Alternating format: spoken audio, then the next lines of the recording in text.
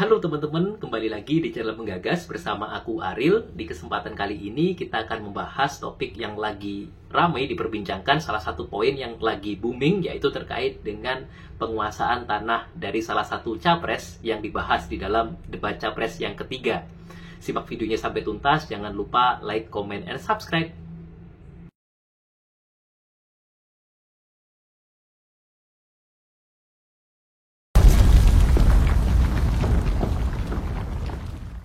Ada fenomena menarik dalam debat Capres ketiga dalam rangkaian Pilpres 2024 di Istora Senayan, Jakarta Pusat pada Minggu 7 Januari tahun 2024. Capres nomor urut 1, Anies Baswedan, menyatakan kepada Capres nomor urut 2, Prabowo Subianto, bahwa tidak ada yang perlu dirahasiakan.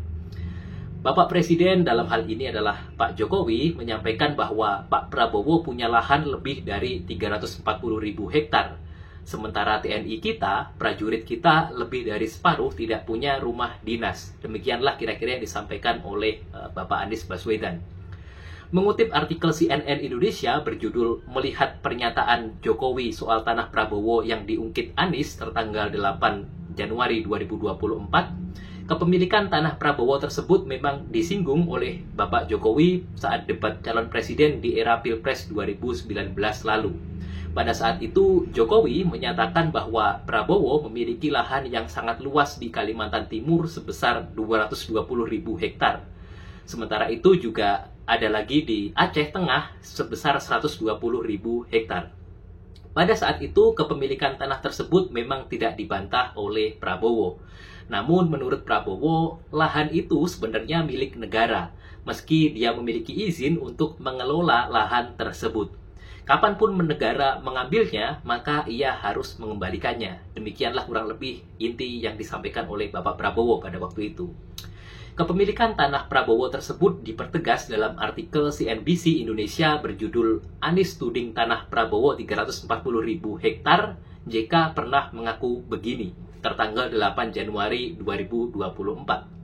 Dalam artikel tersebut disebutkan bahwa izin penggunaan lahan atas dasar hak guna usaha atau HGU itu diteken oleh Yusuf Kala ketika masih menjabat sebagai wakil presiden periode 2004-2009. Yusuf Kala menyebut tanah berstatus hak guna usaha atau HGU itu dibeli oleh mantan Danjen Kopassus seharga 150 juta US dollar. Tanah itu dibeli Prabowo tepat 2 minggu setelah JK dilantik sebagai wakil presiden periode 2004-2009. Mengutip pernyataan dari Yusuf Kala yang saat itu masih menjabat sebagai wapres dari Presiden Jokowi pada 19 Februari 2009, kurang lebih berbunyi, Pak Prabowo memang menguasai, tapi sesuai undang-undang, sesuai aturan. Apa yang salah? Kebetulan waktu itu saya yang kasih, itu yang dibeli dari kredit macet. JK hanya menyampaikan kepemilikan tanah Prabowo di Kalimantan. Terkait dengan lahan Prabowo di Aceh, JK tak banyak mengetahui detail terkait hal tersebut. Tetapi menurutnya, kombatan memiliki perjanjian kebijakan untuk mengambil lahan kombatan. Terakhir dalam artikel CNN Indonesia berjudul "Fadlizon Ungkap Asal-Usul Ratusan Ribu Hektar Lahan Prabowo" tertanggal 19 Februari 2019, Fadlizon saat itu menjabat sebagai anggota Dewan Pengarah Badan Pemenangan Nasional atau BPN Prabowo Subianto Sandiaga Uno, mengatakan bahwa ratusan ribu hektar lahan di Aceh dan Kalimantan yang hak guna usahanya dipegang oleh Prabowo telah dimiliki sejak tahun 2000 dari hasil lelang Badan Penyihatan Perbankan Nasional atau BPPN. Hal serupa diamini oleh juru bicara BPN Prabowo Subianto Sandiaga Uno, Ferdinand Huta Hayan, yang mengatakan bahwa ratusan ribu hektar lahan di Aceh dan Kalimantan yang hak guna usahanya dipegang oleh Prabowo itu telah dimiliki sejak puluhan tahun yang lalu. Ia menegaskan bahwa tanah tersebut diperoleh dengan cara yang benar sesuai prosedur. Tidak ada pengambilan paksa atau penguasaan paksa, dan itu semua atas nama perusahaan. Ia juga menyatakan bahwa tidak ada yang salah dengan itu, dan semua telah sesuai dengan mekanisme yang berlaku. pajak dibayar, dan tanah tersebut dipergunakan untuk hutan industri sebagai bahan baku kertas. Jadi, berdasarkan beberapa pernyataan dari berbagai sumber tersebut, setidaknya dapat disimpulkan bahwa tanah luas yang dimaksud tersebut dikuasai oleh Pak Prabowo dengan hak guna usaha atau HGU.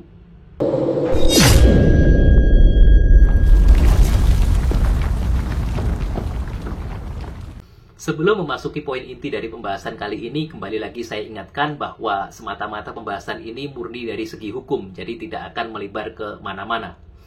Oke, selanjutnya berangkat dari titik kesimpulan dan asumsi bahwa berita yang beredar adalah benar bahwa tanah yang dikuasai oleh Pak Prabowo adalah hak guna usaha melalui perusahaan yang dimilikinya, maka kita dapat mengkaji penguasaan Prabowo atas ratusan ribu hektar dari segi hukum sebagai berikut.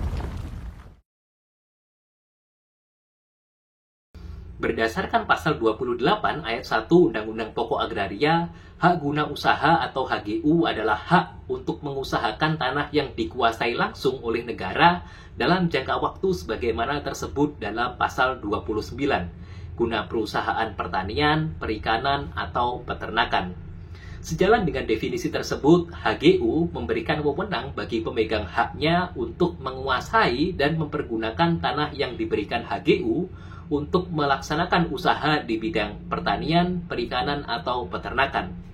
Selain itu, PP nomor 40 tahun 1996 tentang hak guna usaha, hak guna bangunan, dan hak atas tanah menambahkan usaha perkebunan sebagai bidang usaha yang dapat dijalankan pada HGU.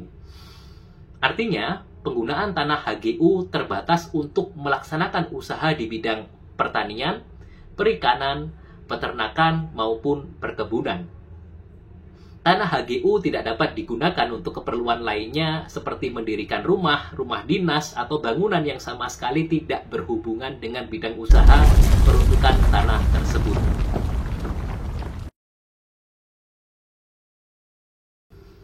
Subjek HGU terdiri atas warga negara Indonesia serta badan hukum yang didirikan menurut hukum Indonesia dan berkedudukan di Indonesia atau Badan Hukum Indonesia sebagaimana yang diatur dalam pasal 30 ayat 1 Undang-Undang Pokok Agraria Jungto pasal 2 PP nomor 40 tahun 1996. Secara umum, HGU memiliki jangka waktu paling lama 35 tahun untuk pertama kalinya dan dapat diperpanjang untuk jangka waktu paling lama 25 tahun sebagaimana yang diatur dalam pasal 29 UU PA. Setelah jangka waktu tersebut berakhir, HGU dapat diperbarui untuk jangka waktu paling lama 35 tahun sebagaimana diatur dalam pasal 9 ayat 2 PP nomor 40 tahun 1996. Dalam perkembangannya, hak atas tanah yang diperjanjikan pada wilayah ibu kota Nusantara atau IKN dalam bentuk HGU itu diberikan untuk jangka waktu paling lama 95 tahun untuk siklus pertama dan dapat diberikan kembali untuk siklus kedua dengan jangka waktu paling lama 95 tahun sebagaimana diatur dalam pasal 16A ayat 1 Undang-Undang Nomor 3 Tahun 2022 tentang Ibu Kota Negara sebagaimana diubah dengan Undang-Undang Nomor 21 Tahun 2023. Mengenai luas tanah hak guna usaha untuk perseorangan minimal 5 hektar dan maksimal 25 hektar.